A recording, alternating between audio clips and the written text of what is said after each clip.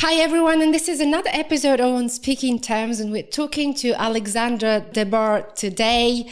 Alexandra is the founder of a very cool restaurant called Burger 28, which has got around 7 branches all over UAE. Alexandra is an expert in investments and developing business in UAE, and he's also fascinating because he built his business out of his media brand. Today we're talking food, burgers, and we're talking media brand and business. Welcome, Alexandra. Thank you very much. I'm passing it over to you to please introduce yourself. Sure. Well, I wouldn't label myself as an expert, but I have a few years of experience in business, as you said, in the F&B industry, creating a media brand, a personal brand, and also a media brand for my business, Burger 28.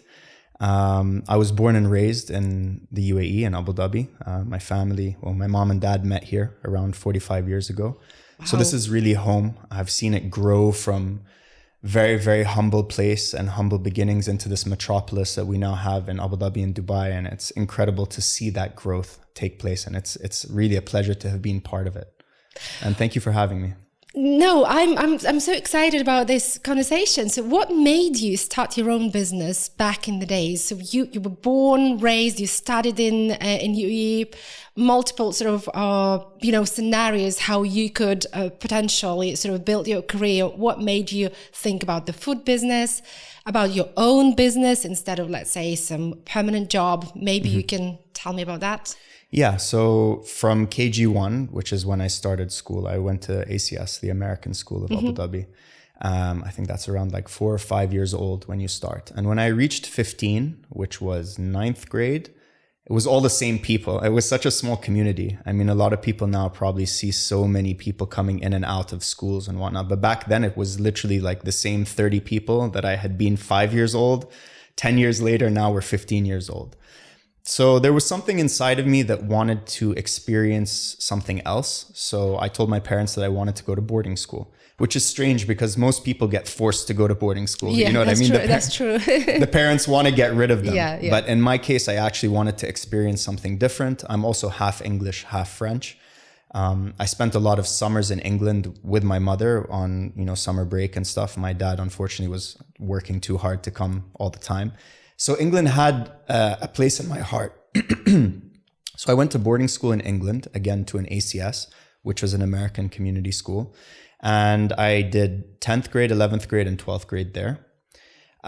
In 12th grade, I really wanted to become a lawyer. So I had my heart set on, I'm a planner. So I'm really logical with things like, you can ask my wife about it. Like even with her, I'm super logical about everything, and I plan everything in my life.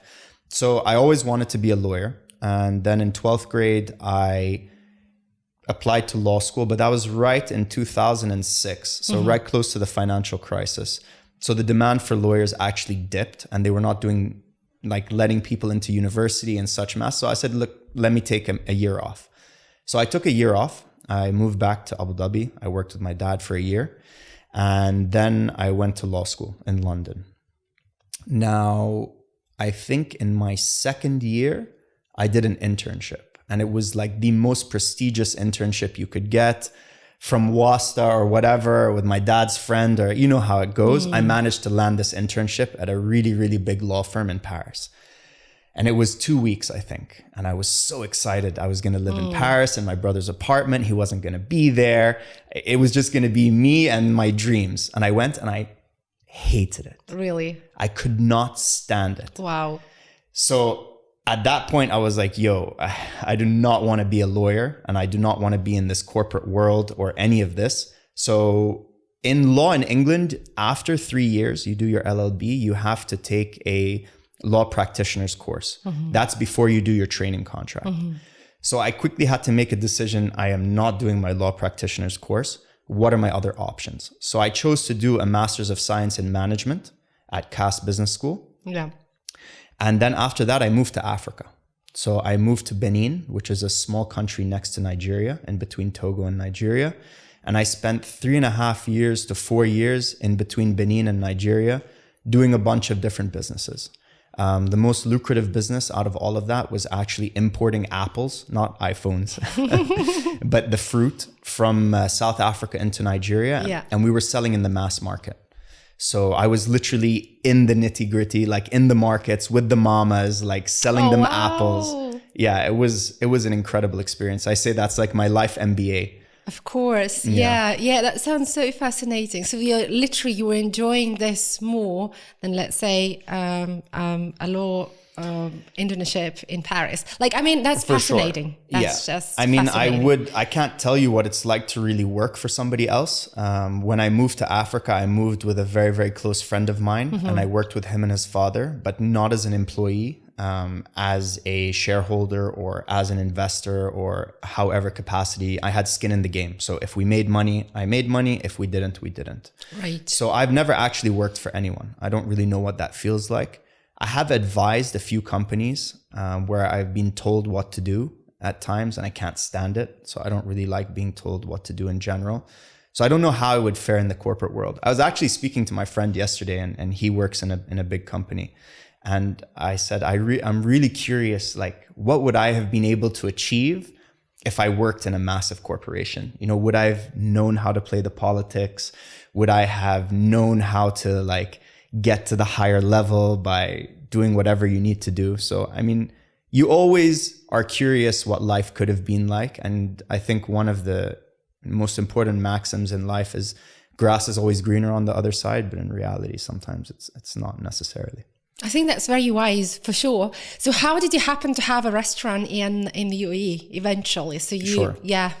So after around 3.5 years or 4 years, as I mentioned, I can't remember, I need to go back, I decided to move back to the UAE. The two key reasons for that was, number one, the government changed in Nigeria, and there was a massive sort of economic change that took place. And the Naira, which is the currency, devalued. Right. And we were buying in US dollars, we were selling in Naira, and we were holding perishable stock. We were holding fruits, right? So when you have $250,000 that you owe a supplier and your stock is supposed to be worth 350, but then suddenly the Naira starts to depreciate and your stock now is not worth the 350 that it was, etc. It brings a lot of complications. And I think it's hard enough to run a business when you don't have all these macroeconomic factors weighing down on you. Mm-hmm. So I decided to come back. I mean, one of the plus points of the UAE is what? Number one, stable government. Number two, stable currency. And number three, safety. Nigeria is not the safest country in the world. However, I never ever felt threatened once. They are some of the sweetest people. And one thing that I learned there is how important humor is. Because no matter what situation you're in Nigeria, the police pull you over, the guy who has tax, you need to do this, or whatever problem you have, if you can make them laugh, you can get out of any situation. Wow. And I think that humor is the most underrated thing in the world. And if you understand how to harness humor and how to make somebody laugh, you really have a quality that has so much value. And I try and work on that on a regular basis after learning that in Africa. So, sorry, I didn't get to your question. No, it's fine. No, I like it because this is actually the start of a different topic, but we'll come back to it later. Like, how did you find your unique voice? Now I know the origin, right? But coming back to the start of your brand of Burger 28 and overall media journey. So when did it happen? Sure. So I left Nigeria. I moved back here. My family were here. So I came to be with my family and come back to, you could say, my roots. And I believe in serendipity. You know, life kind of pushes you in certain directions. And I think you need to be aware of that. As you get older, you become more in tune with it. Right. And food had worked in the past, right? Apples, for example, they're food products. So I was looking at what other businesses I could start. One of them was a diabetic chocolate brand, because obviously there's quite a lot of issues with diabetes and stuff here. True. So that was one thing. Another thing was a jam brand, a specialist jam from France. And then I found this burger joint in Sharjah, and it was a little hole in the wall. And this was before Sharjah and Muela area was all built up or anything like that. And a friend had told me about it. And he's like, this place is rammed. It's so busy. I said, really? He's like, yeah, you need to go check it out. So I drove down there from Abu Dhabi, and the place was rammed. So I started looking at it. I'm like, okay, how much money are these guys making? So I started to do the unit economics. So I went in, obviously I made friends with the people working there, how's business? Oh, fantastic, sir. It's going really well. And then I obviously saw what the average order value was. And then I sat there for maybe in total, I would say 4 days, not all consecutively, but ad hoc, and calculated how much revenue they were making. And they were making like 15 to 16,000 dirhams a day, a hole in the wall. Mm-hmm. I said, dude, if that is going to work in Sharjah, there's no reason why it's not going to work in Abu Dhabi. So yeah, the rest is history. So I opened Burger 28 in 2016. Right. In Mohammed bin Zayed city, which was a place where it's a suburb of Abu Dhabi. So it wasn't really built up, but there were a lot of people building their houses. Schools were moving there, universities were moving there. And we were the first restaurant in that suburb. So, I mean, from the get-go, business was extremely, extremely good. Interesting. So how many restaurants are you now? How big is your online audience as well? Which is like really, really interesting how you build upon that. Speaking about like an online audience, I built my business off cheap Instagram and Facebook ads. Okay. So love it. Yeah. I mean, that's the fact. Like before Facebook came out, I couldn't afford a billboard. I can't afford to be on the radio. Yeah. I can't afford to be on TV, etc. Right? So social media really democratized the ability for a business to reach a mass audience for a very, very low amount of money. Absolutely. Now, Facebook ads obviously are not as cheap as they used to be, but I think at one point we were spending like 60 or 70,000 dirhams a month on Facebook and Instagram ads. I think from inception, and we've really slowed down because now I create a lot of organic content. I think we've spent like 1.8 to 2 million dirhams on Facebook ads since 2016. But that allowed us to scale really fast. We opened our second location less than 1 year before the first location. Then we scaled into Dubai just before COVID. We had a location in Ras Al Khaimah, which we closed down. We had a location also in Dubai Mall, which we also closed down. So there's been ups and there's been downs. But I firmly believe that any entrepreneur now who wants to be successful needs to understand how to control and manipulate their narrative using social media and benefit from the fact that one post can reach so many people, depending on how creative you are, depending on the industry you're in and all of that. I was going to mention, so it depends. So you started with the ad, probably at 2016, the competition in terms of the advertising on Instagram here in UAE was not that massive. For sure. I mean, it's saturated now. So there's a big need to find your unique narrative, as you mentioned, your unique voice. Yeah.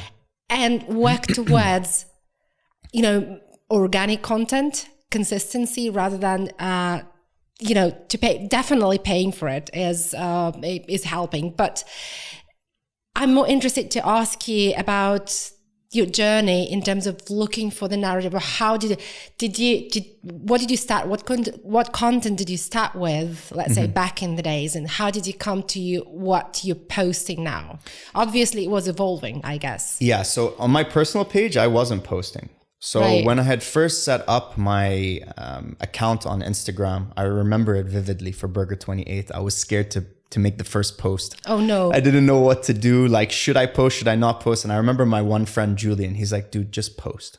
You know what I mean? And see what happens. And I remember clicking that very first post, and I need to pull it up actually. I haven't looked at it.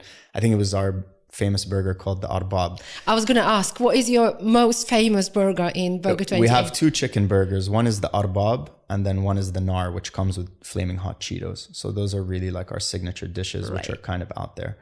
But I personally didn't create my own content. I was only creating content for Burger 28. But what really made us famous was something called the cheese volcano, which is basically we put a can filled up with cheddar cheese and Cheetos on top, and then you video it being pulled, and it's like a whole explosion onto your burger. That went viral back in the day. And that's really where I was like, okay, I can reach a massive audience without having to pay. Yeah. So that kind of led me on my journey to create organic content.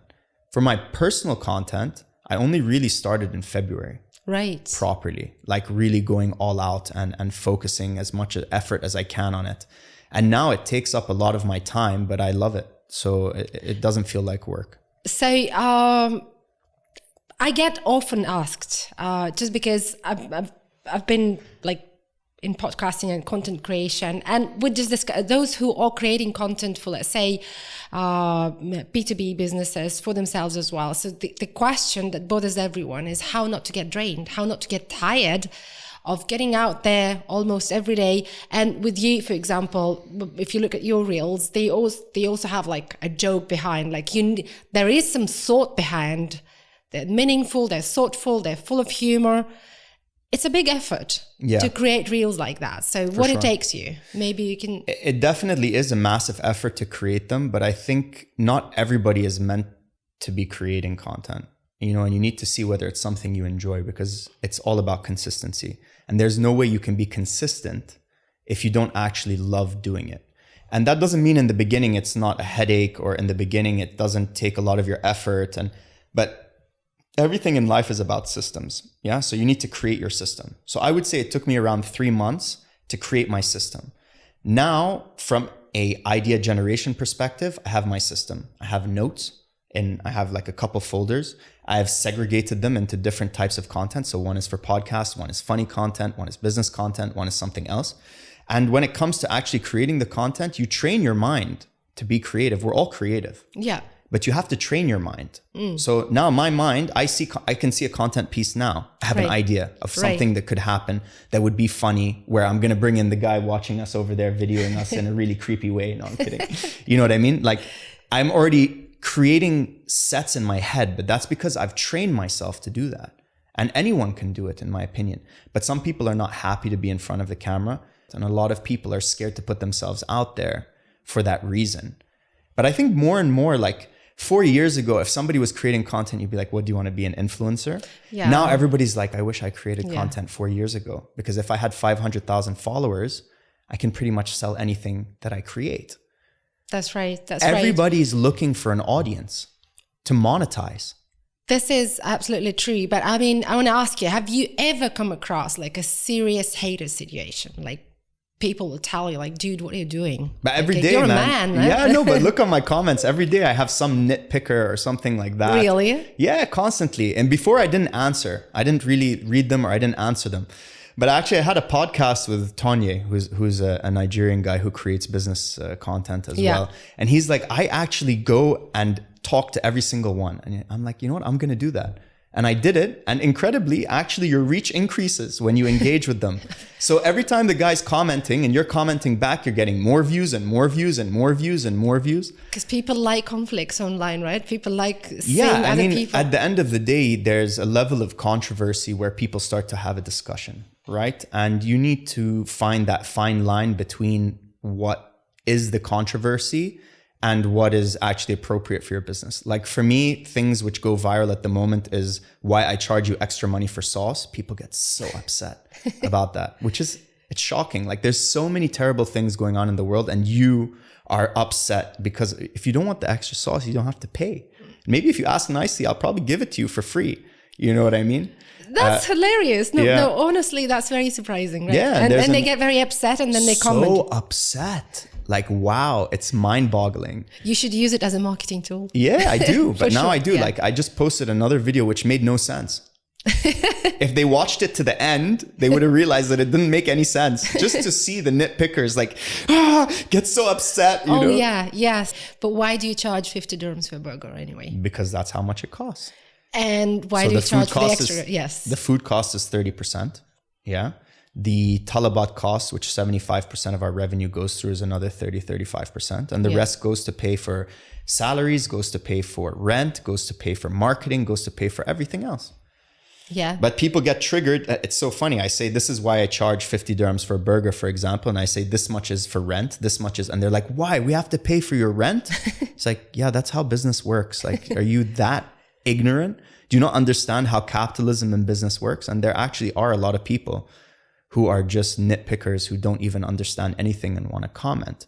That being said, most people who are going to comment, it's like giving feedback, is usually negative feedback.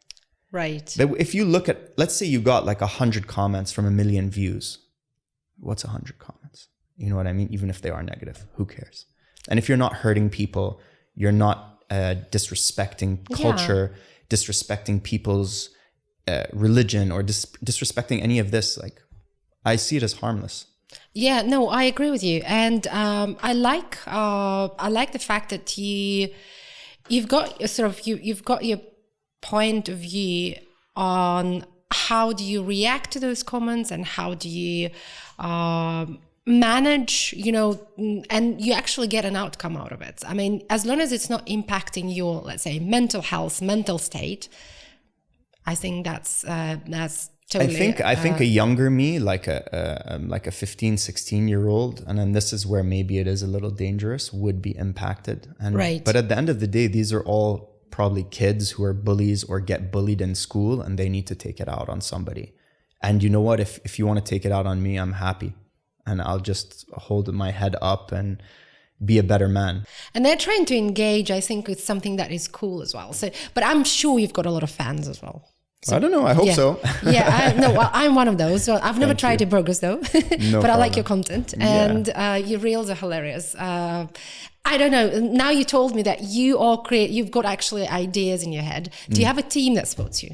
I don't have a team, but I have a mentor, right? And that mentor is Fahad Kalim. I know him. Yeah. And he's been my mentor since February, and he's really allowed me to kind of channel my energy into this creativity, which I didn't really know I had. I was actually quite curious about always being an actor. Like, I can do different voices, I can act out. And then I kind of suppressed it when I got to like my 20s, 21, trying to be like super serious and stuff like that. Why is that, by the way? I'm not sure. Maybe I thought, or I felt like I needed to be more mature than I was. And I thought that maybe adults were different to like teenagers, but then you realize that no one really grows up. Their body gets a bit older, but up here is still like, people still want to laugh. They want to have a good time. They want to feel like a kid again. Anything that's nostalgic makes you happy. Yeah. That's one of the things in Burger 28 is that we bring in nostalgic items that when we were growing up in the UAE, we used to eat, like Chips Oman, Cheetos, Shani, all these kinds of things. So yeah, I've kind of allowed that to come out again and fostered it, and he's been a big part of that. So it's been several months of really intense content. So do you foresee that this is gonna stay stable? Do you think that it's okay to sort of, if your voice will evolve, you will start creating something else? Do you feel enough energy in like getting out there every day, creating something on your personal account as well, or on your brand account? Yeah, I mean, look, I think that it hasn't even been a year yet. It's turned in from being like something that I had to again systemize and get used to now it's just second nature. Like every Tuesday I create maybe like 10 videos. Wow. And then every Thursday I create like 17 videos. So I constantly, like, if you do the math, I constantly have backup of everything. It's super easy. I enjoy it. I think coming back to your point of how will it evolve, I think you can evolve in any way you want, right? You're constantly getting new followers in different content. So all my content was about Burger 28 to begin with. Now I'm quite passionate about cars. I love cars. Yeah, so I've seen that. slowly brought cars in. In the beginning, people don't get it, right? Because their people were only... This is similar to somebody creating English content and then you post an Arabic piece of content on your English page. People not expecting it. Yeah.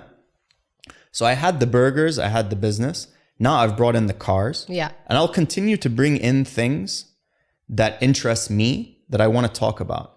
But I think the important thing there is if let's say I got on this burger, so like this video, 1 million views where I talk about burgers and the price and this, and then I post a car video and I get 2,000 views. Yeah. I don't care.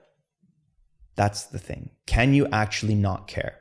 Because on the 20th car view, you're now getting 50,000 views on the car view because now you've brought in a bunch of people who are also interested in cars. Mm-hmm. You know what I mean? So I think that's also something that a lot of people need to think about is, especially on TikTok now, you can have a video that goes 2 million views and then you can have a video with 1,000 views on the same page. So how do you deal with the 1,000 views? You know, when your only metric really, when you're looking at it, like if I'm going to compare me to you or anyone's in comparison, is what's your views and what's your followers. you know? I agree. So the secret is basically to talk about something that interests you, regardless of your life stage. So for example, you can bring in probably topics or hobbies or, I mean, people, or I don't know, anything that relates to you very much, and that probably keeps you up. I'm just concluding this particular part. I'll just interrupt you on that. 100%. Yeah. Now, every single business is trying to figure out how to not have competition. Yeah. Right? Yeah. And every single business, one way or another, has like a fundamental shift. And I had a talk with Tarek about this on my latest episode about fundamental shifts to allow you to have a competitive advantage. Each individual has specific knowledge because each individual is unique. Yeah. If you can be uniquely you, no one can copy you. And that's your USP. So the longer you just talk about you and what you interest and the experiences you've had and how you've learned, etc., etc., etc., no one can copy that. And if you're being genuine, at some point, people will relate to you and they'll respect you. In the beginning, they might hate you, for example, or they might dislike what you're saying. But if someone is consistent, everybody respects somebody who consistently puts themselves out there, and there's accountability. Posting a video online of you saying something is accountability. You know what I mean? And if you're taking that accountability and you're being authentically you, then I think you have something that has longevity and nobody can copy it. And there's not a lot of things that people can't copy or do cheaper than you or have better quality, because nobody can be better at being you than you. I absolutely agree with you. I agree with you. And it's more and more conversations nowadays about authenticity being the only way to build your media brand, because that actually attracts people who relate to you specifically and to your sort of your personality. For sure. Let's talk podcast a little bit, because you and Tarek, you've got a podcast that is called No Money But Dreams. Yeah. So I had a few sort of thoughts with Tarek about the podcast that you started, but maybe you'll share your sort of side of the story. So we started No Money But Dreams. I think we've done 32 episodes. So we've been on and off, not consistent, but it's something that we did together. And in the beginning, it was just us talking to each other about our life experiences, because we're so different. He's super in the corporate world and I'm completely in the other side. Nice. And I'm always curious what it would be like to be in his shoes. And he's always curious what it would be like to be in my shoes. And we've done a lot of business together. In the past, we worked on a startup and we went to the States. It was an idea called Driven. And Driven was this idea where someone would come to your house in the morning, pick you up in your car, take your car, drive you to work, and then use your car to generate you money while you're at work. Wow. So that would be like delivering parcels, being on Uber. We looked at this, like a vending machine in the boot. So like people could come and open it, like every single idea. And we pursued that. I think we spent maybe like in total 4 weeks or 5 weeks in LA on and off within a 1 year period, trying to figure out how we could do this startup and how we could. And since then we've just built this bond, which is a really, really interesting bond. And NMBD was kind of just our discussions we used to have in the car or things we used to say to each other. And it's evolved. And I think for me and him in 2024, I'm definitely doubling down on it. On podcast. Yeah. It needs to be once a week and it has to be every week, if not more, twice a week. Because I just don't see how you can make really, really outsized returns in the 2020s unless you have two things, either your media or your code. And I'll give you a reason. And Naval breaks this down. If anyone hasn't listened to Naval, I suggest you listen to him. He's a genius. So media and code are two products with no cost of reproduction. There's no marginal cost of reproduction. The cost for me to record this podcast with you is, let's say, an hour of my time, whatever an hour of my time is worth. Let's say it's $1,000 for an hour of my time. The cost for Vuk to watch this, or for the whole of Dubai to watch this, doesn't cost me any more than that 1 hour that I gave to you. And that allows you to have outsized returns, and that allows you to scale in a way which is not possible if you're selling books. Yeah. I sell this book to you for 100, it costs me 50. I need to sell the second book, I still got to pay 50 for it. And the same thing goes with code. You can create a piece of code, let's say like Bitcoin. How much value has that piece of code accrued since it was created? Unbelievable. I don't even know. You know what I mean? I could write a piece of code now that allows you to book podcast studios, for example, and you could use it. Okay, take away AWS fees and all that kind of stuff. You could use it, or 1 million people could use it, providing I have the server and the code is written properly. It wouldn't cost me any more time than the time it took me to make the code. It's a question of, whether this code is going to be as valuable or as unique or as, let's say, covering some certain gap in the market that is not yet covered. So to be able to It's the scale same and as compete. media. Same as media, exactly. It's the same as media, but you need to keep on trying. Yeah, I agree with you. For sure. No, it's, I think it's an absolutely, I've never looked at podcast or media brand the way you positioned it today. You kind of like calculated it, because people usually go into media because they feel natural about it, and they started because that's kind of, I felt really shy about the fact that I like talking and I'm okay to be on the camera. I'm like, okay, can I call it a job? Yeah, you can. Thank God you can, because of the internet. And with time, now I'm gaining this, like, yeah, I absolutely can call it a job. Because not everybody has it. Yeah. Some people like coding, as you mentioned.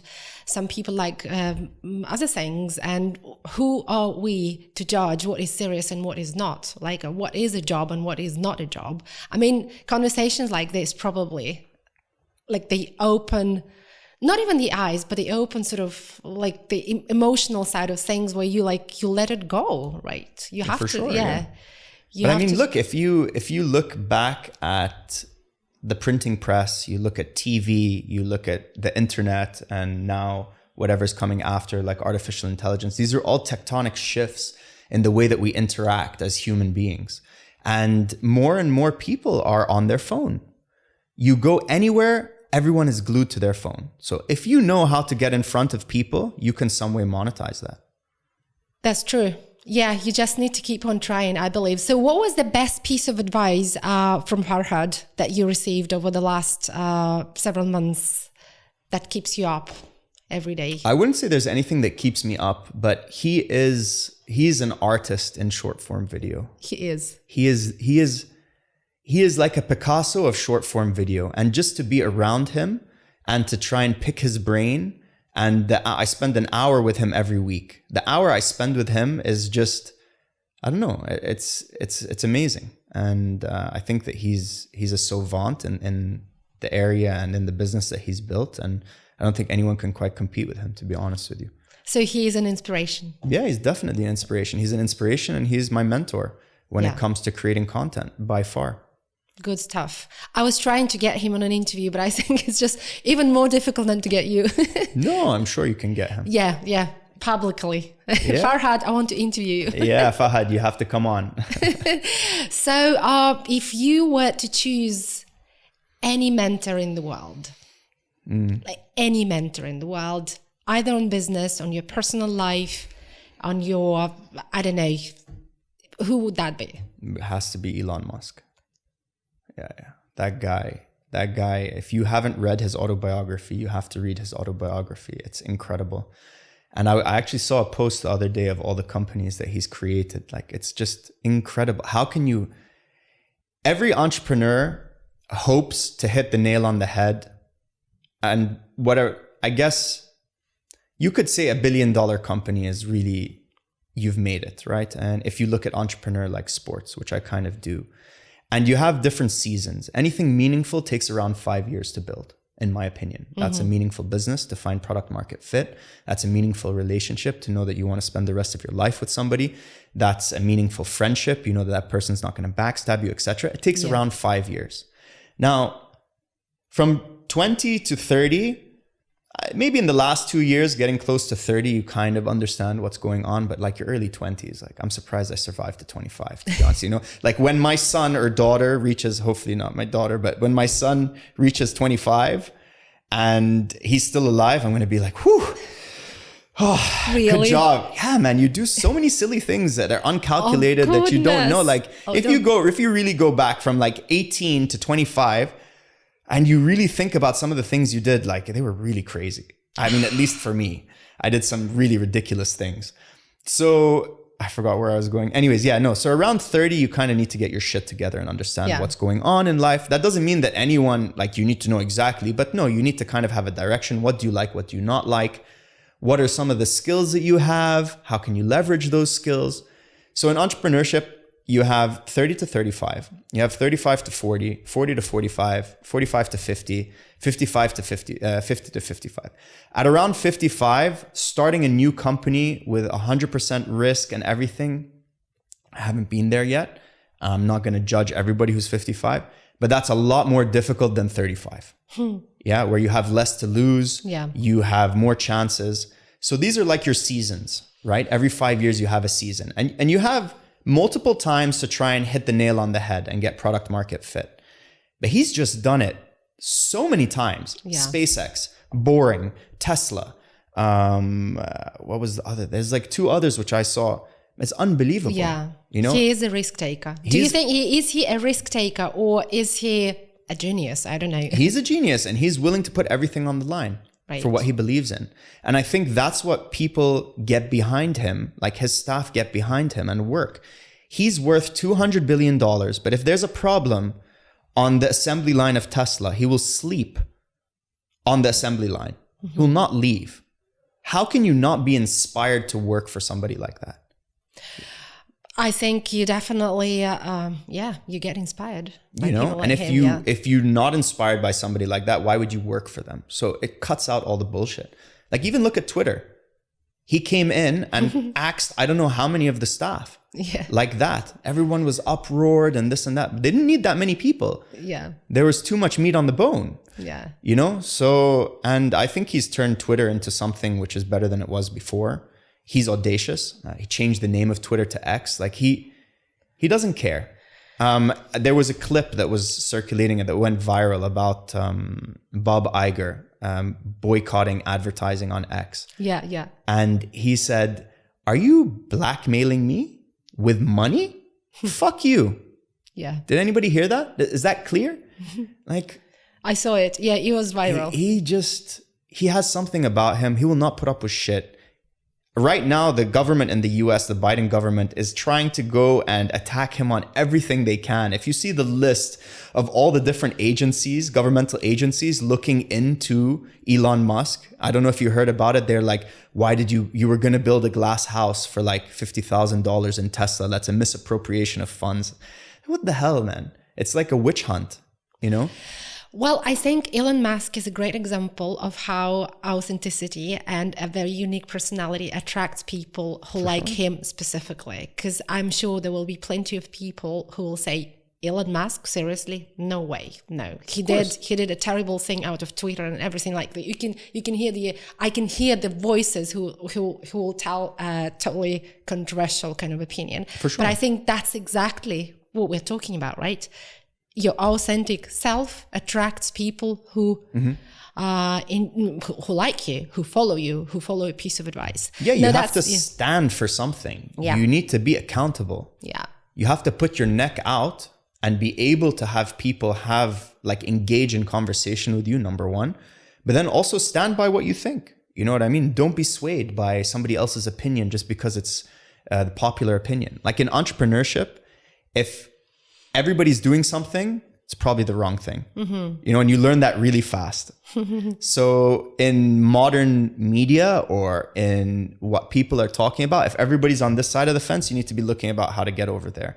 And I think he's always on the cutting edge of that. And I admire him for that. Yeah, that's cool. Thank you very much for this conversation. I really enjoyed every minute of it. It's my pleasure. Thank you for making it. Sure. And happy coming 2024. You too. Have a nice day. And hope we talk again. I would love to. Anytime.